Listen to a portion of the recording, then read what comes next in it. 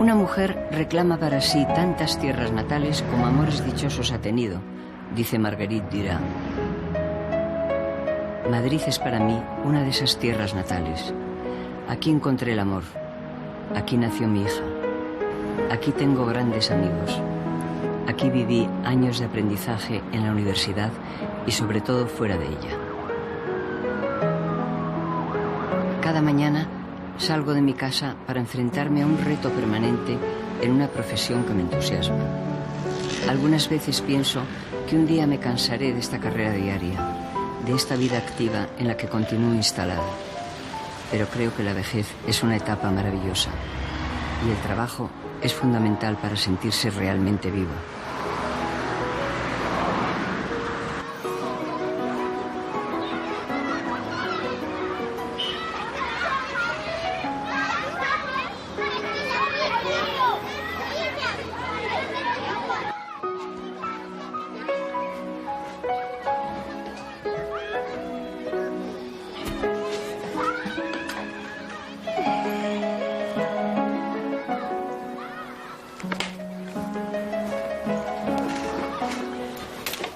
Educación y literatura han sido desde mi juventud las dos dedicaciones que han llenado mi vida.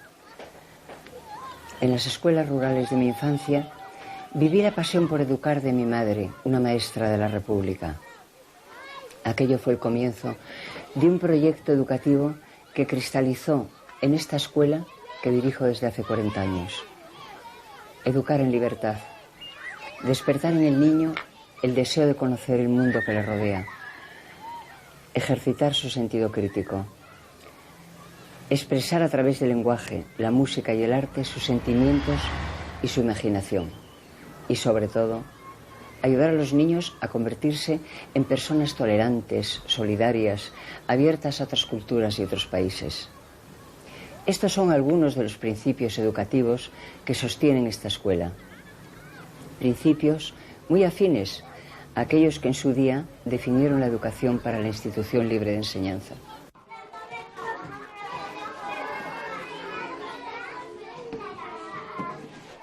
Educar es tratar de descubrir lo que hay dentro de cada niño, ayudarle a extraer de sí mismo lo que de innato alienta en su inteligencia y su personalidad, y en consecuencia, aquello para lo que está especialmente dotado.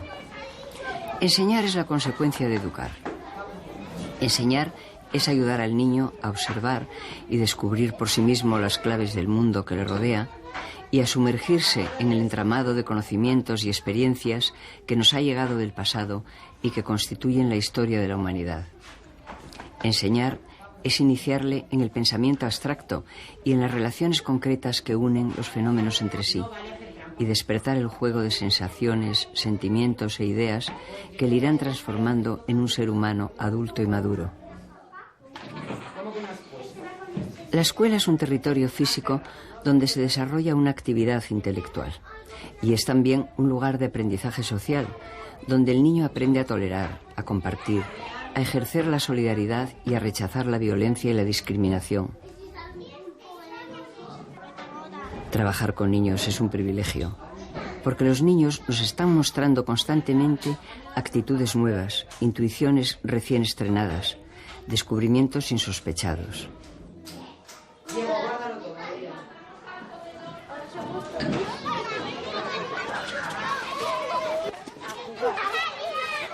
El contacto con los niños rejuvenece y nos enseña a ver el mundo de hoy como es, no como nosotros hemos llegado a definirlo y encasillarlo. La infancia de estos niños que estamos viendo es muy diferente a la infancia que yo vivía en La Robla, un pueblo leonés situado a 25 kilómetros de la capital.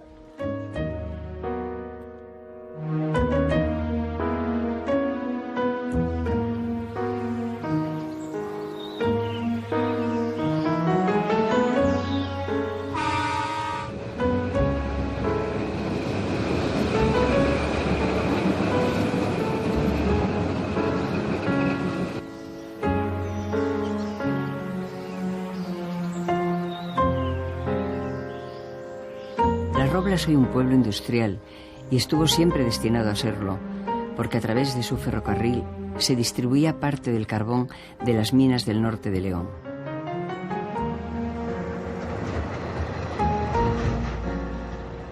Este pueblo, cercano a la frontera natural con Asturias, es un pueblo comercial y emprendedor que ya se asomaba al futuro en mi infancia, sin abandonar entonces la agricultura. Contemplando las columnas de humo de sus fábricas, no puedo menos de exclamar: ¡qué verde era mi valle!, para reflexionar enseguida acerca de lo inevitable y ventajoso que ha sido para el pueblo la industrialización progresiva.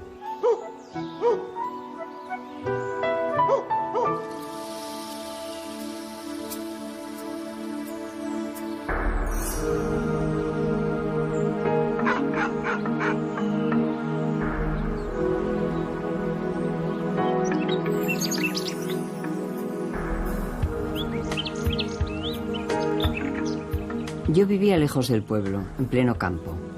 A 1 kilómetro de la Robla, por la carretera de Asturias, estaba la casa de mis abuelos, y 1 kilómetro era entonces una distancia muy larga. Nací en esta casa abandonada hoy, y en ella transcurrió parte de mi infancia. Al contemplarla, una ráfaga de melancolía invade mis recuerdos.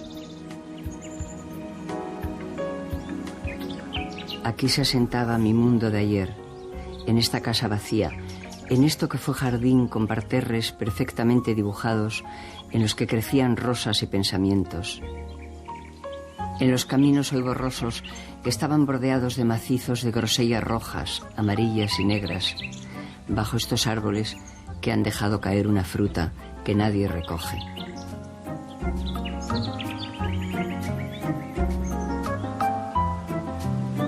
A la huerta entraba un arroyo profundo que pasaba bajo el puente de la carretera hasta el río, donde nos bañábamos en verano y pescábamos cangrejos.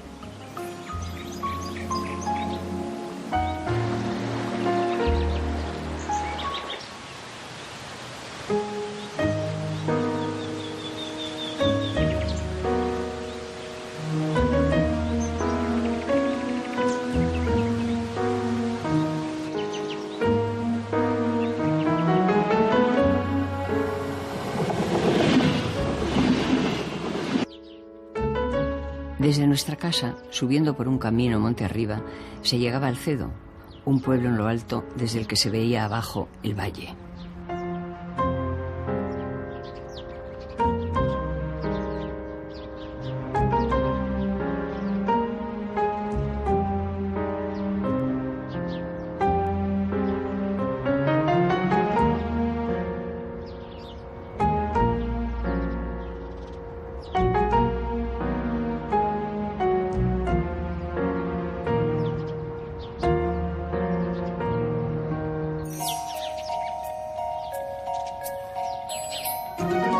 La víspera de San Juan se encendían hogueras en los montes cercanos. La nuestra la hacíamos en la Peña del Asno, una gran montaña rematada por una roca en forma de cabeza de asno.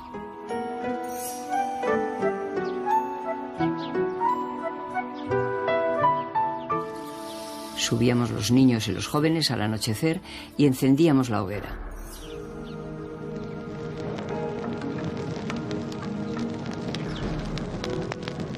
Recuerdo muy bien el último San Juan y recuerdo muy bien el último verano. Era julio y hacía mucho calor.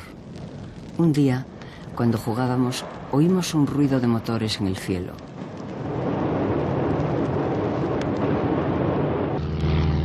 Los aviones volaban alto y se dirigían hacia Asturias. Al día siguiente se oyeron explosiones lejanas. Era difícil que me diera cuenta de que había empezado una guerra, y no sabía que aquella guerra iba a marcar el final de mi infancia.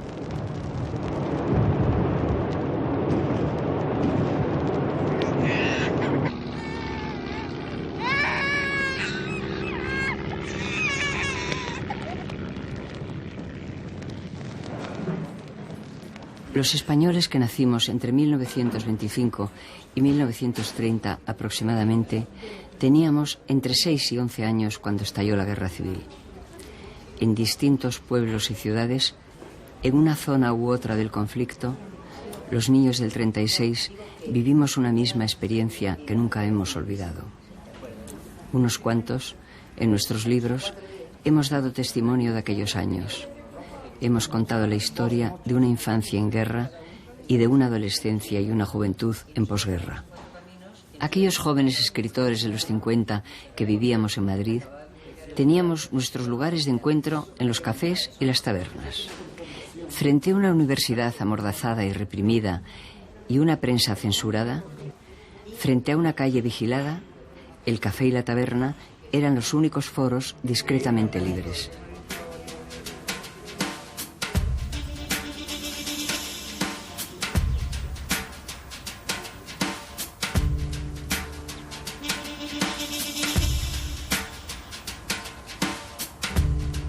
En 1944, mi familia se trasladó a vivir a Madrid y yo me matriculé en la Facultad de Letras. Allí encontré a un grupo de compañeros que iban a ser mis amigos y que querían ser escritores. La Universidad de los 40 era una universidad anémica, mortecina, mediocre.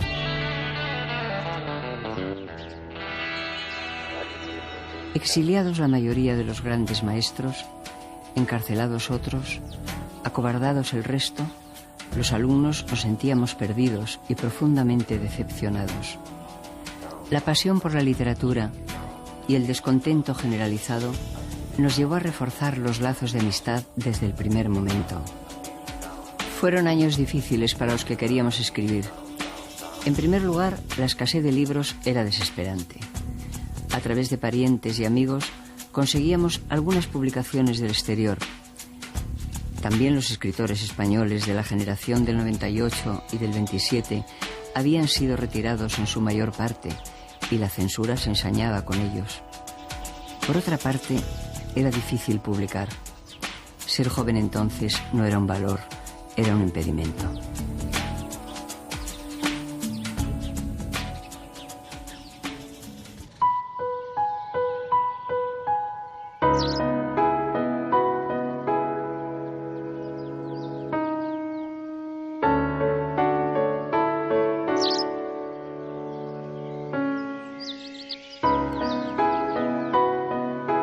Cuando Ignacio y yo nos casamos, nos fuimos a vivir a la orilla del Manzanares, en el Paseo de la Florida, cerca de la ermita pintada por Goya.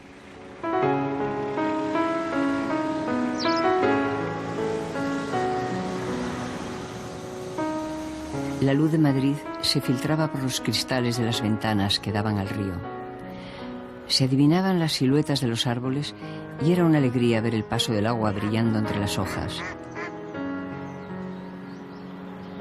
La presencia permanente del río aparece en muchos cuentos de Ignacio. Escribía: por el paseo de la orilla del río, las sombras de los árboles forman un túnel. En las aguas del Manzanares navega la media luna fosfórica, titubeante, profunda.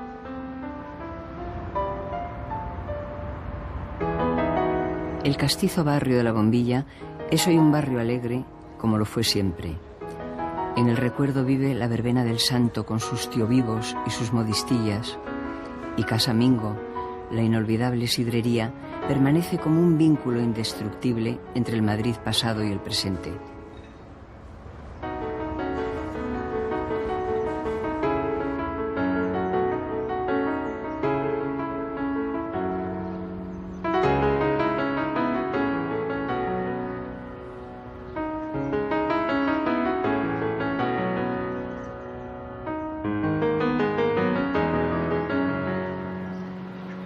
El río Manzanares, el aprendiz de río, se ha convertido con el tiempo en un río europeo y urbano.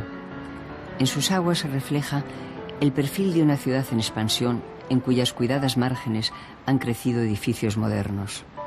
El nuevo río, más caudaloso, más limpio, añade una belleza nueva a esta zona de Madrid.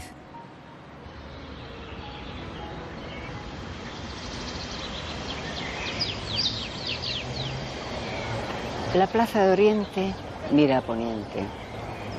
En ella pueden contemplarse las puestas de sol más radiantes.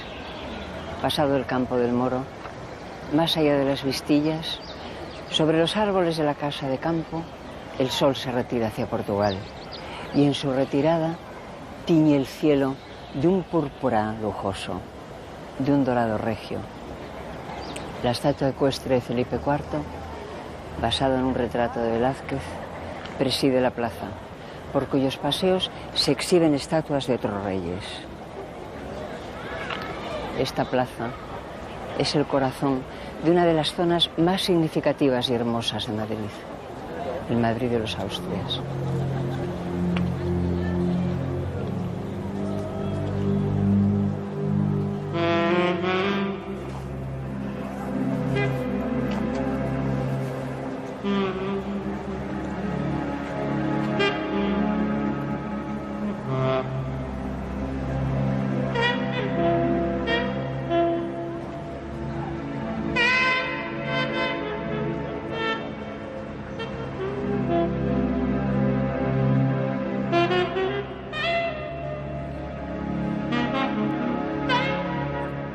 A media luz, las calles del Madrid de los Austrias cobran todo su sentido.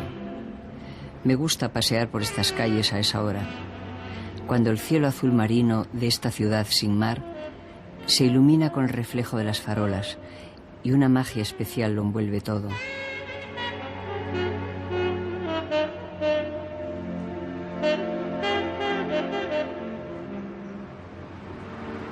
De noche, el Madrid histórico es una ciudad de ayer en la que podemos vivir hoy. El tiempo se detiene y tiñe de añoranza los fantasmas radiantes del pasado.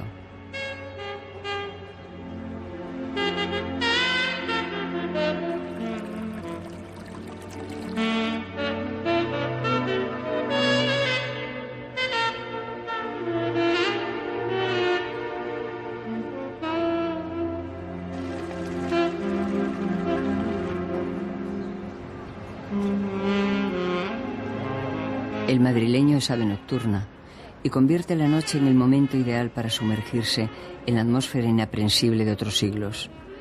A media luz, el madrileño es feliz en la calle, respirando la atmósfera cordial de la ciudad.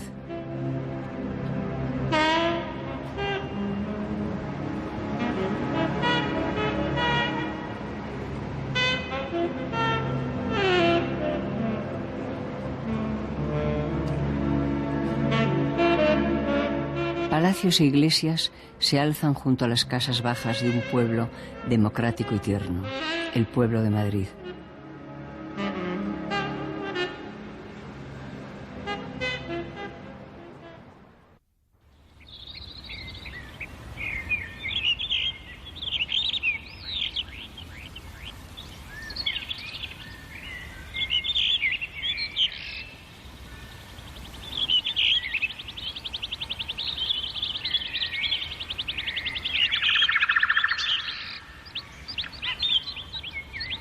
El paso de las estaciones en la naturaleza me produce una emoción especial. El renacer de la primavera, la plenitud del verano, los oros suntuosos del otoño y la esquemática desnudez del invierno en la que solo permanece lo esencial. Aquí, en el jardín botánico, busco, como en el campo, ese proceso vital de la naturaleza en permanente cambio. Del otoño al verano, paseo por este oasis enclavado en el centro de Madrid todas las mañanas de domingo.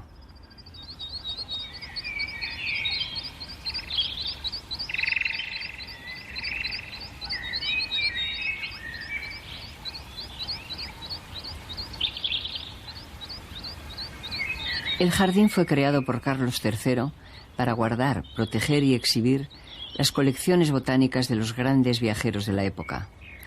Plantas aromáticas, flores, rosales, glicinias, árboles exóticos, secuoyas, cedros del Himalaya, tilos, tejos.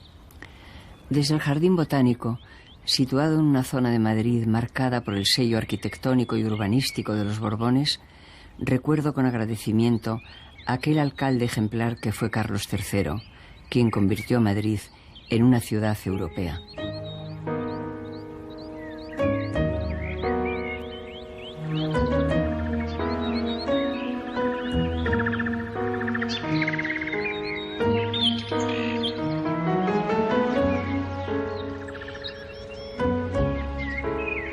árboles del Botánico en Madrid, árboles de León.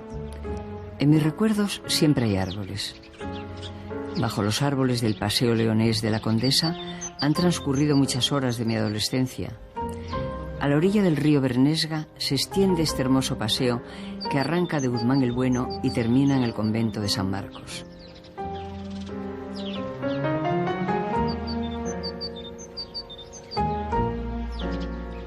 La Condesa de Sagasta, con sus jardines llenos de flores, era el lugar al que se trasladaba en los veranos el paseo de provincias de 7 a 9 y media que cantaba el poeta. Un paseo en el que se iniciaban los primeros encuentros entre chicos y chicas.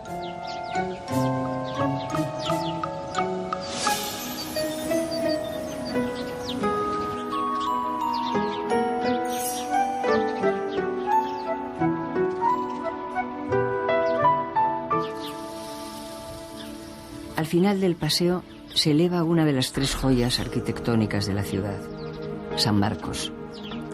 Alzado junto al puente sobre el Bernesga, el convento fue desde sus orígenes en el siglo XII hospital, templo y refugio de los peregrinos que seguían el camino de Santiago llegados desde distintos puntos de Europa. Era una ruta marcada por la fe y por el deseo de alcanzar el fin del camino, el abrazo del santo, pero era también una ruta de europeísmo, de comunicación entre culturas.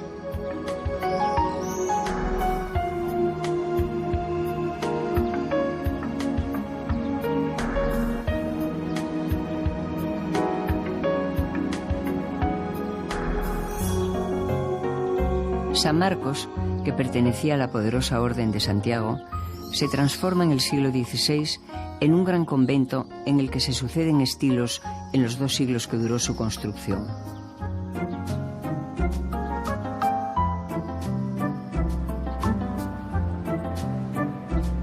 Este ejemplar único del plateresco castellano, este convento que fue prisión de Quevedo durante 4 años y prisión de ciudadanos durante nuestra guerra civil, es hoy un hostal de lujo que acoge visitantes de todo el mundo, peregrinos unos, simples turistas otros.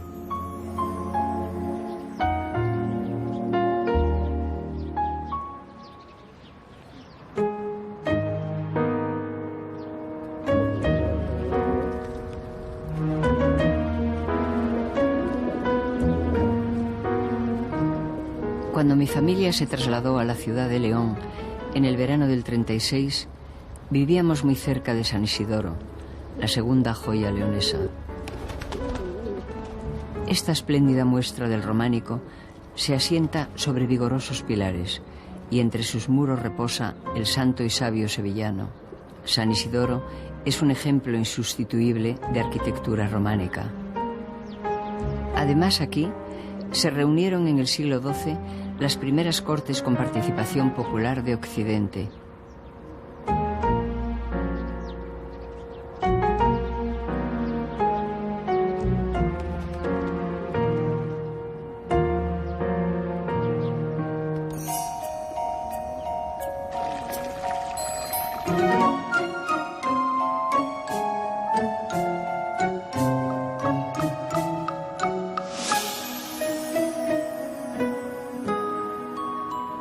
Hay un trozo de la antigua muralla que enlaza San Isidoro con la catedral.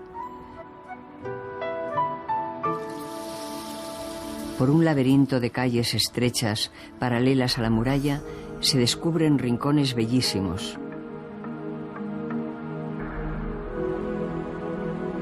Eran las calles que yo elegía para llegar a la catedral, situada en el punto más alto de la ciudad y ante la cual el deslumbramiento es inevitable. La catedral, el gótico más puro, la más francesa de nuestras catedrales, piedra y luz, color y sombras, es un anticipo de un paraíso prometido que aquí, en la tierra, se muestra ante nuestros ojos con el resplandor de una estética creada por los hombres.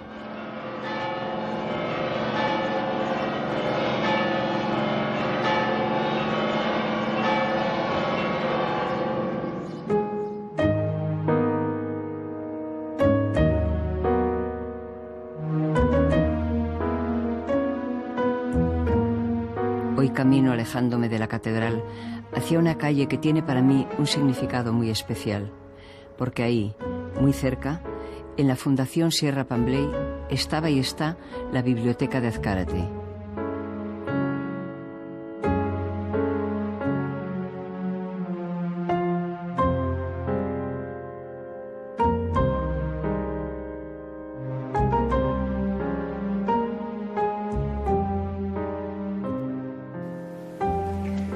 En esta biblioteca, entre los muros cubiertos de libros y con la presencia cercana de un jardín oculto, transcurrió lo mejor de mi adolescencia. Aquí desperté al mundo de la literatura. Aprendí a distinguir lo bueno de lo óptimo y me ejercité en un trabajo difícil, el trabajo de escuchar. Aquí participé por vez primera en una experiencia gozosa, una tertulia literaria de amigos, amigos queridísimos, inolvidables, don Antonio de Lama, el gran maestro, Victoriano Kremer, Eugenio de Nora, Pepín Castro Vejero. Aquí asistí, desde el asombro de mis 15 años, a la creación y el nacimiento en 1944 de una revista, Espadaña, que iba a marcar una época en la historia de la poesía española contemporánea. Como otras revistas poéticas en otras ciudades de provincias, Espadaña levantó su voz y sus versos, a pesar de la censura, en un ambiente y en un medio de ignorancia y oscuridad.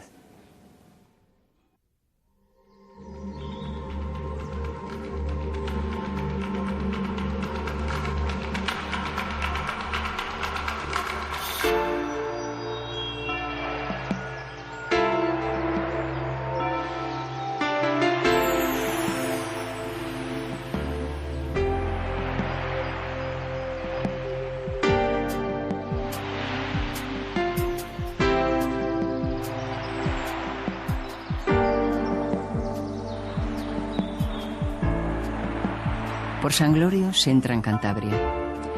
La cordillera cantábrica es la barrera natural que aísla de la meseta a esta región excepcional que mantiene intacta su belleza a través del tiempo.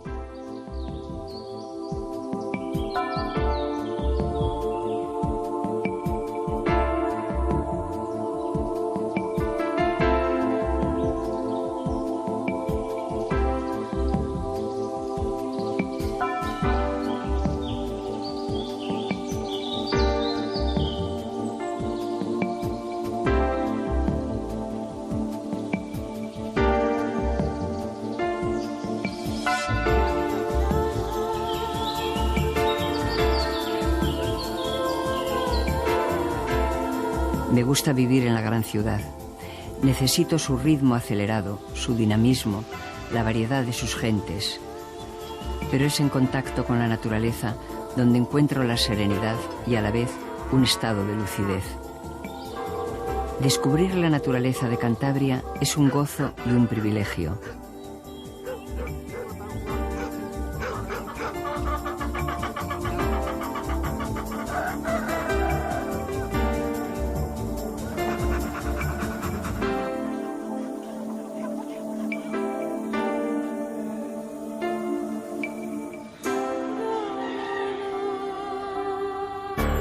Desde hace muchos años, estos parajes se han convertido para mí en algo muy especial. Aquí he encontrado mi refugio y mi paz. Es mi tierra elegida. Pueblos habitados por gentes que se afanan sobre una tierra fértil, pero no siempre de fácil acceso.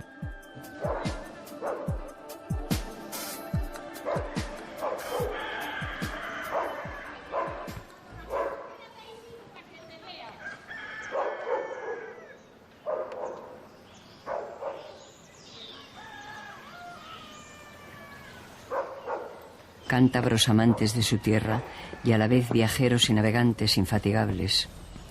Artesanos que trabajan en las tardes de otoño e invierno. Hábiles manos que convierten la madera del roble, el avellano, el abedul en cuencos, bastones, madreñas.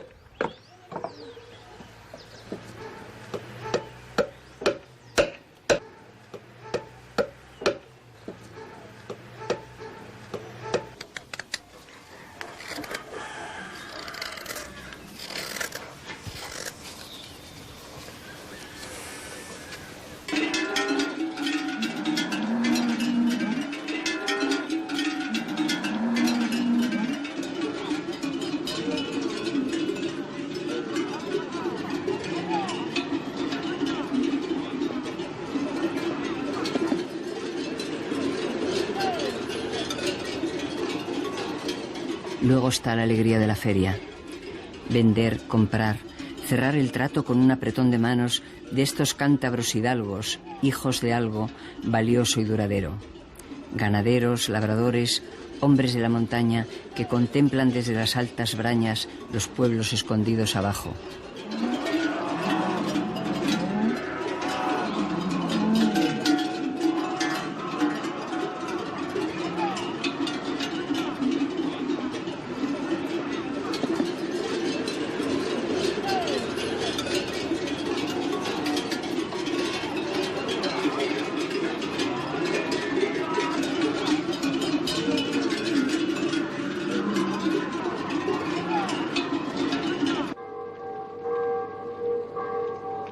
Entre la montaña y el mar se extiende la playa de Ollambre, símbolo de la belleza de Cantabria. 3 kilómetros de arena fina y dorada, donde el agua deposita en las mareas bajas conchas y piedras talladas por la erosión. Cerca surcan las aguas barcos pequeños de la pesca de bajura.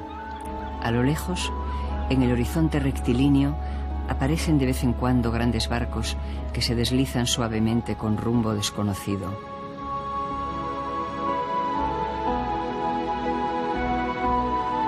El mar de la aventura de navegantes, descubridores, pescadores de altura, emigrantes e indianos rompe con violencia en las costas de esta tierra.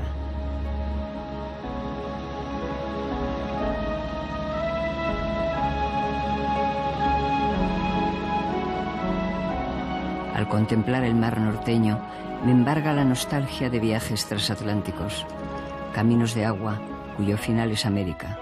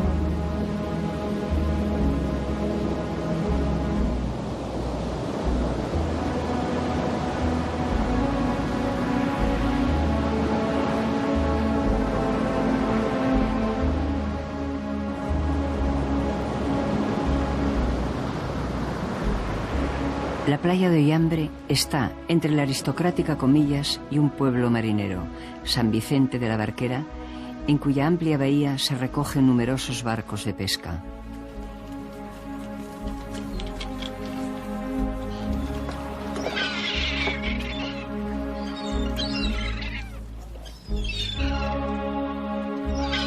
Luego, en el puerto, cuando llegan los barcos y descargan su pesca, comienza la alegría del último trabajo. Hay que limpiar los peces grandes, lavar los chicos, abrir, quitar escamas, preparar el tesoro arrebatado al mar para convertirlo en gala y manjar de la cocina cántabra.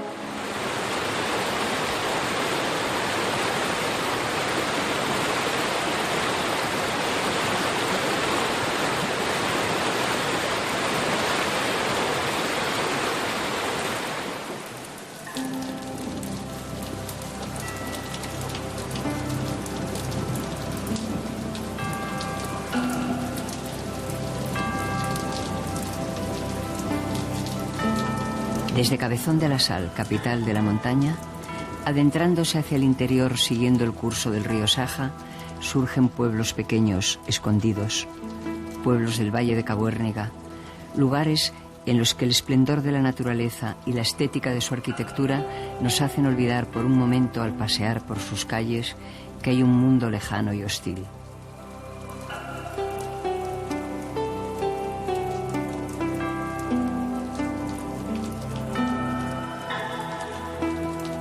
La lluvia generosa, la lluvia madre, lo penetra todo con su violencia fecunda.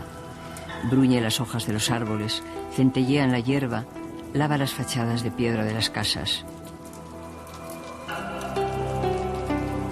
Todo queda nuevo y limpio, y cuando aparece tímido el sol, un vaho de vida se eleva de la tierra.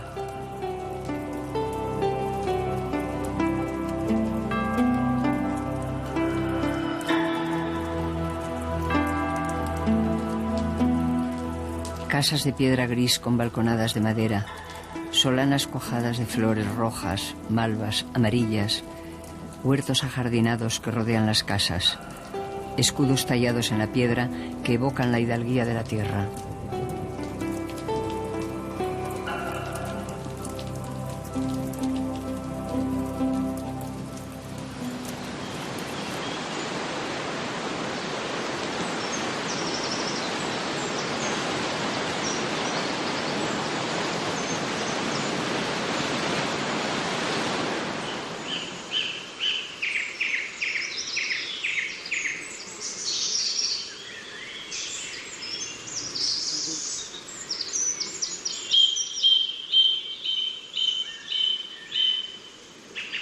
Bosques de Cantabria, Ucieda, Sejos, Palombera, el camino de Reynosa, robledales, hayedos que emergen de la niebla, abedules, acebos, castaños, el lujo forestal de una reserva nacional única que resplandece en esta zona de Cantabria a la que me siento tan ligada.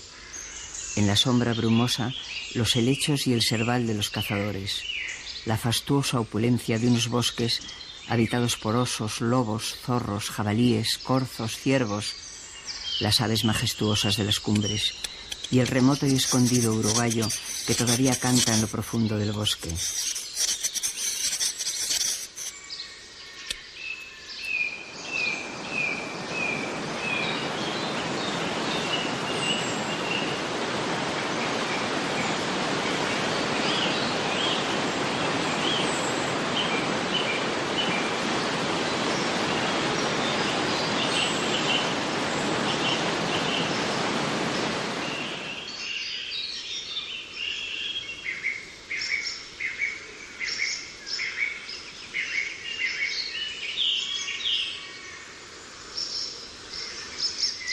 Concha Espina describe con ajustada expresividad esta tierra suya.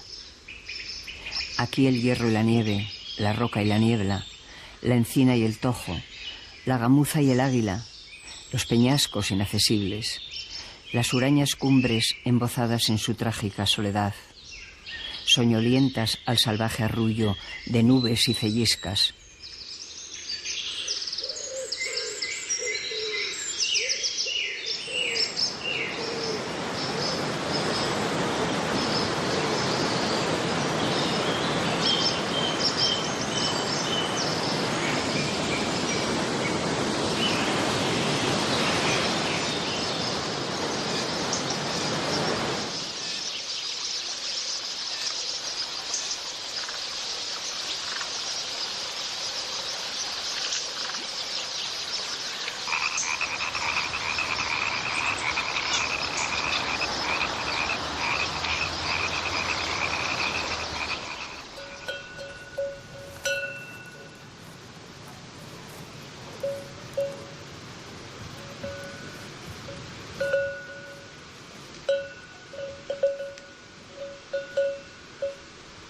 En este valle de Cabezón de la Sal, en el pueblo de Mazcuerras, está mi casa, Las Magnolias.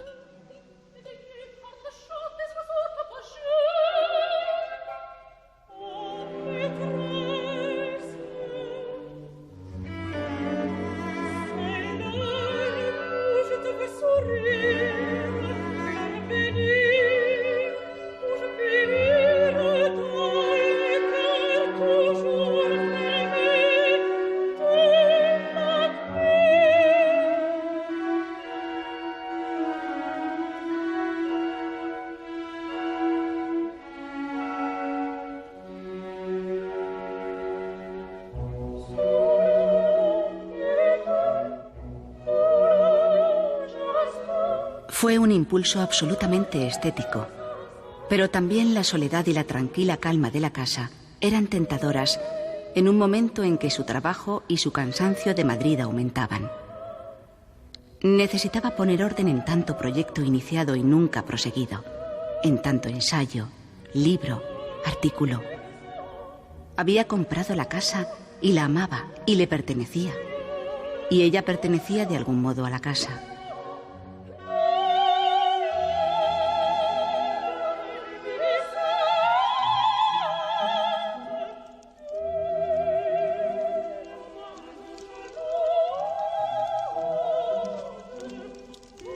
Ahora, en esta casa, en esta sala junto a la chimenea, el frío del pasado y la ambición infantil parecían remotos, pertenecientes a una historia que le hubieran contado. Julia miró a su alrededor.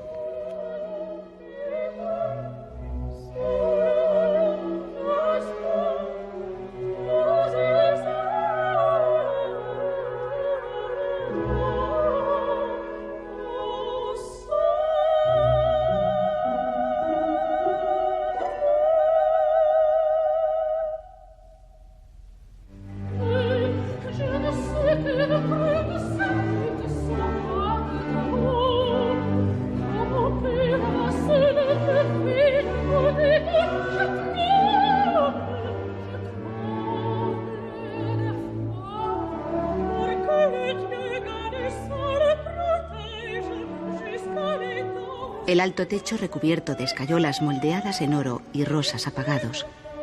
El suelo de maderas brillantes que partían de un centro y se extendían en radios de diferentes colores. El cerezo rojizo, el claro limoncillo, el tostado nogal.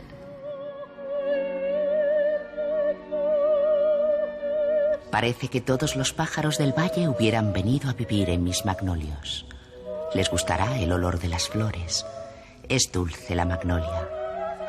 Antes solía pedir a Marta que me subiera una y la colocara cerca de mí en un vaso. Ahora no puedo ya. Me ahogan los olores fuertes. Don Pedro, el médico, me dijo el otro día: hay que cuidar ese asma. Eres muy joven todavía, Clara. ¿Qué sabrá él si soy joven o no? Además, lo de ser joven no es igual para todos. Si no estuviera enferma, yo sería joven. Y si no fuera porque estoy sola, abandonada y triste, a lo mejor no estaba enferma.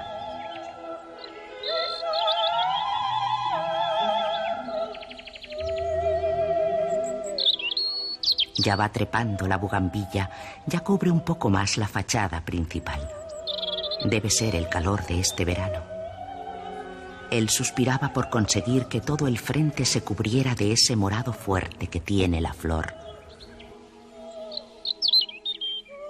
Si un día pasa, puede que oculto en las sombras de la noche, porque de día no se atreve, se asomará a esa verja y contemplará el jardín que tanto quiso. Verá el castaño de Indias que se ensancha en la copa, el tejo, la secuoya, el tulípero de Virginia. Todo estudiado y planeado, porque tú, Clara, siempre has de tener flores a tu alrededor.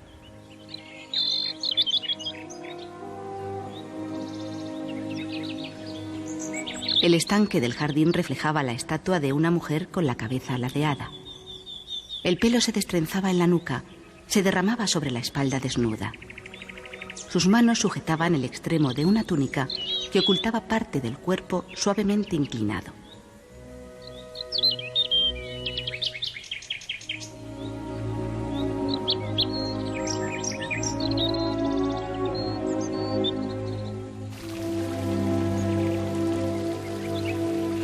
Bajo el castaño, un círculo de oro magnificaba el triunfo deslumbrante del otoño.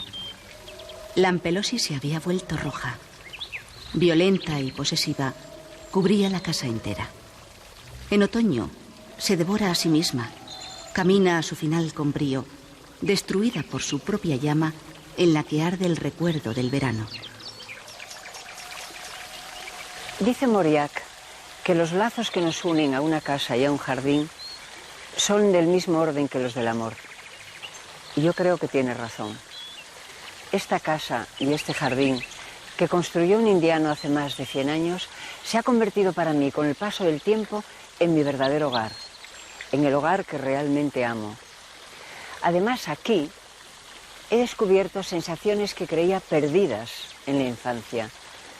Sensaciones que cuando era niña abrieron mi sensibilidad al mundo de la naturaleza.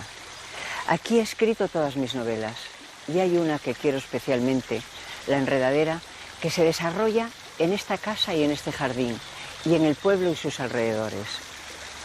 Aquí he vuelto a escribir y además he encontrado lo que para mí significa la felicidad, la serenidad y el goce día a día del placer de vivir los pequeños momentos. Las casas y casonas de Mazcuerras, la bolera, la iglesia, las calles que bajan al río y las que suben al monte, forman un conjunto urbano de excepcional encanto. Mazcuerras es conocida en todo Cantabria por su belleza natural y por sus famosos viveros, ya centenarios, que han dado a este pueblo un carácter especial de pueblo de las flores.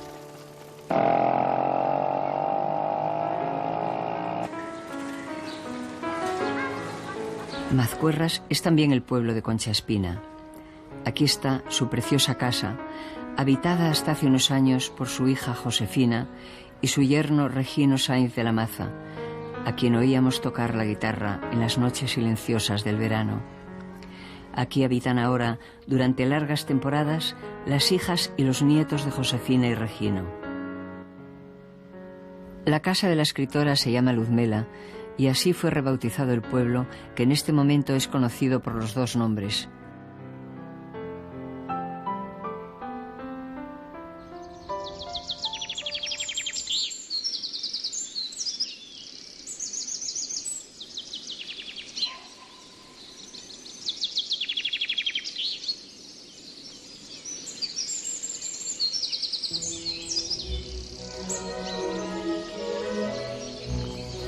Enseguida, dando la espalda al pueblo y al camino, se veía ya el haya púrpura, solitaria en la loma de Braña Nueva. Un poco más arriba, el bosquecillo de pinos, la araucaria, los abedules, los arces, los chopos.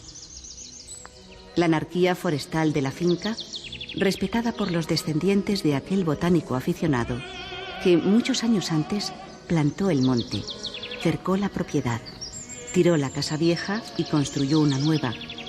Mandó hacer un arco de piedra grande para que pudieran pasar los carros cargados de hierba. Hizo esculpir la fecha y se encerró allí un día y para siempre.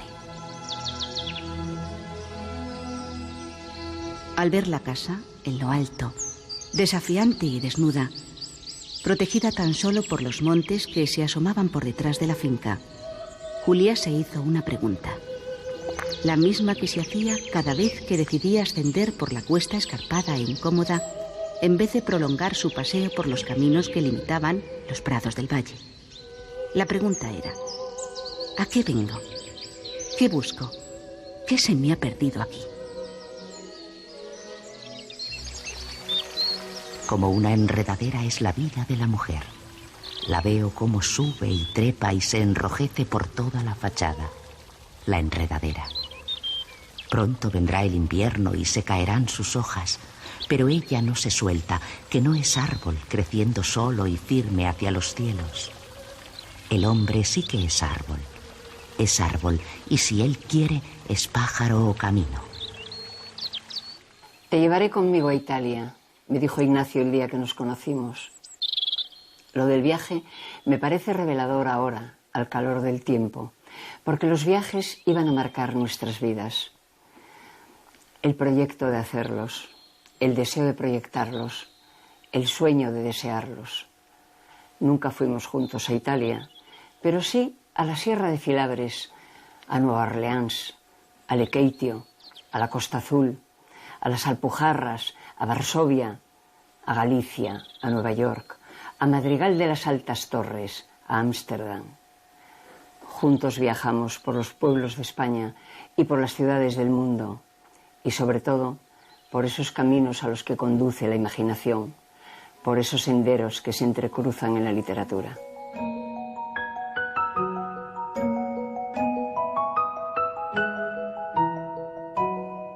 solos o con amigos, la noche se extendía sin límites ante nuestra avidez por estrujarlo todo, por extraer el jugo de todo, añadirle miel o limón, paladearlo luego, beberlo, compartirlo a lentos sorbos.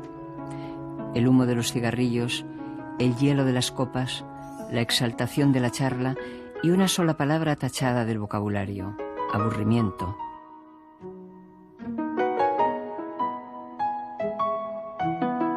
De Ignacio aprendí a ser flexible, a gozar de los grandes momentos, a apresar los instantes fugaces, a gastar la vida sin miedo, a saber que la existencia es breve, aunque la gente lo ignora y piensa que va a vivir 1000 años.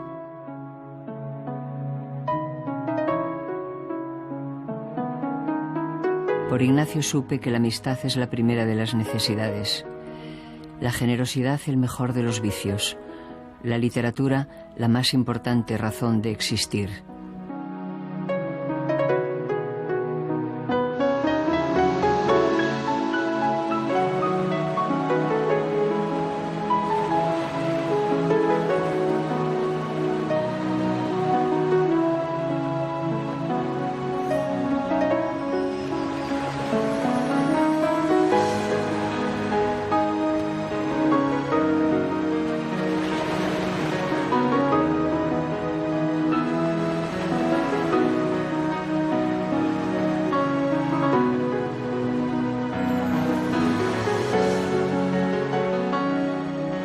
Con Ignacio descubrí el mar y cómo navegarlo ligero de equipaje.